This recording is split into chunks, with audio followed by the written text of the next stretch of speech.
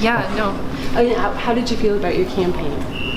It was good. It was a low expense, low key campaign. It was mostly attending events, speaking to parents, and that we just kept expenses to a minimum. No signs, maybe like some pamphlets that were 10 cents each. Like it was a low budget campaign, and it was fabulous. Okay, so say you get in, what are the changes that you would like to see coming up soon?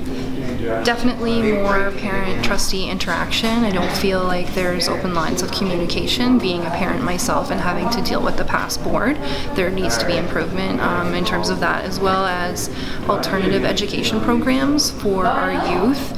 Not only for elementary school students and having like family math nights, but for the late school program for secondary school students who can't attend regular school hours and who have difficulties with that type of education system where it's classroom, very structured.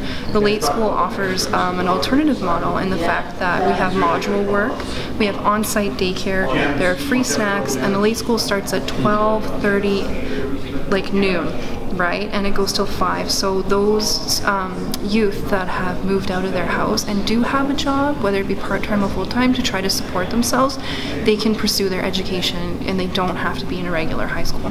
Okay, one more question. Every institution is penny pinching right now. What would you be penny pinching about in the future of the school? Well, I haven't taken an extended look at the budget. I do have the audit from last year, but those figures aren't available to me. But I have heard that the catering service to the Near North District School Board has gotten out of hand, so I would be making cuts there.